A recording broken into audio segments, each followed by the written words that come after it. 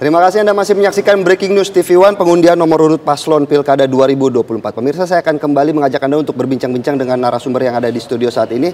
Mas Adrian, tidak hanya Bali dan Sulsel, perang bintang justru terjadi di wilayah Jawa Timur. Melihat 3 pasang ini bertarung dengan begitu sengit.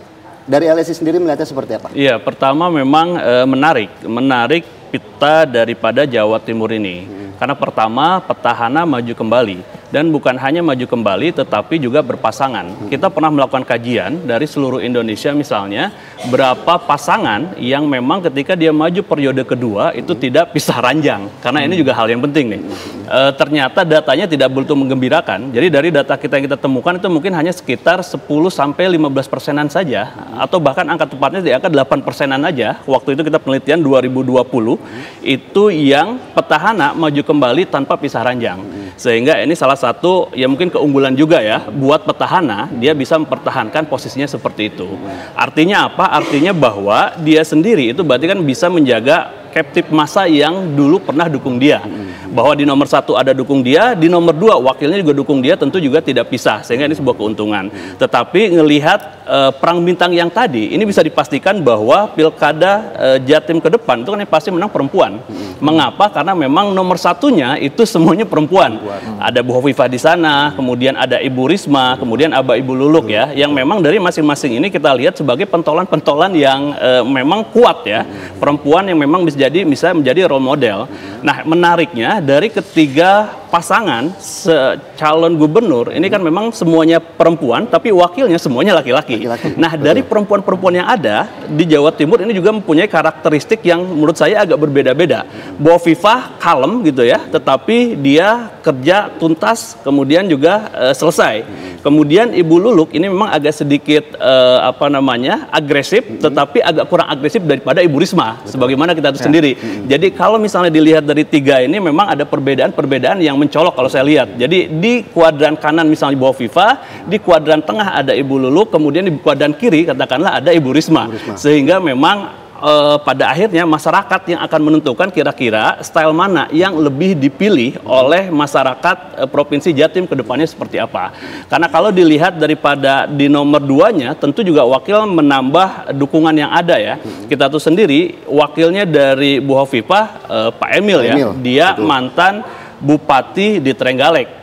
Tetapi sebagai tokoh muda juga yang masuk menjadi salah satu tokoh muda yang juga potensial ya untuk kedepannya ya. Dan kita tahu sendiri bahwa ceruk daripada pemilih muda itu juga banyak. Termasuk juga di Jatim, sehingga itu menambah keunggulan. Kemudian kalau misalnya wakilnya dari Ibu Risma, kita tahu Gus Han misalnya, beliau tokoh juga ya sebagaimana namanya ya Gus ya, dia tokoh Islam, tokoh moderat misalnya, karena ada Gusnya itu, sehingga dengan ini tentu juga akan menambah kekuatan Ibu Risma yang memang terkenal juga bahwa dia ya wali kota Surabaya, kemudian juga menjadi menteri, kemudian juga dengan ketegasannya, dengan agresivitasnya itu juga bisa menjadi jawaban untuk masalah-masalah yang ada di Jatim.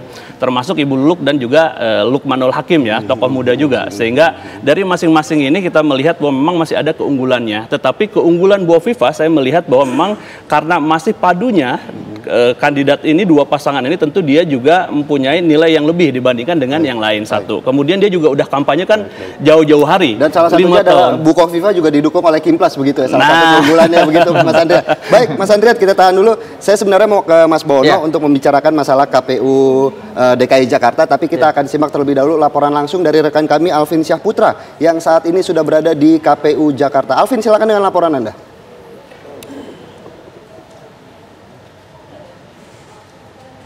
Ya baik Philip dan juga pemirsa, memang sebentar lagi kita akan memasuki masa pemilihan kepala daerah ataupun pilkada serentak yang akan dilaksanakan pada bulan November mendatang, yang dimana pemirsa memang hari ini di tempat saya mengabarkan yaitu berada di KPUD Jakarta di Salemba, bertepatan di Jakarta Pusat. Memang nantinya untuk KPUD Jakarta sendiri nantinya per hari ini akan melangsungkan untuk pengambilan nomor urut untuk para pasangan calon dan juga pasangan calon wakil gubernur Jakarta 2024 yang akan dilaksanakan nantinya. Untuk pengambilan nomor urut di KPUD Jakarta akan berlangsung pada pukul 7 malam nanti, yang bertepatan di halaman kantor KPUD yang berada di Jakarta Salemba. Dan memang nantinya untuk saat ini masih dilakukan persiapan oleh beberapa panitia untuk nantinya acara pada pukul 7 malam nanti. Memang untuk persiapan sendiri saat ini dari pihak panitia sedang melakukan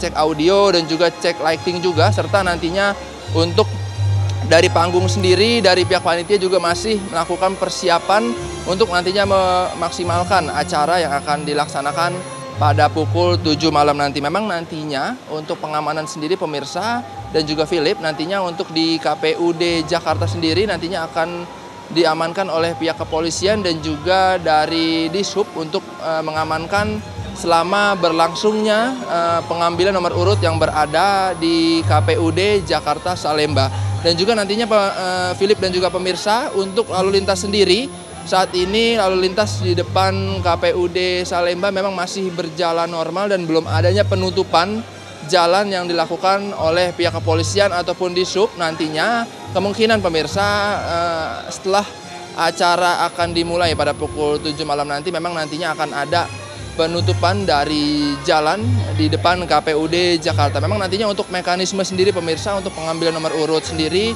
nantinya pasangan calon akan datang pada pukul 7 lalu mengambil nomor antrian untuk nantinya langsung mengambil nomor urut untuk pasangan calon gubernur Jakarta. Nantinya kami akan terus mengupdate kepada Anda terkait persiapan dari KPUD Jakarta yang berada di Salemba.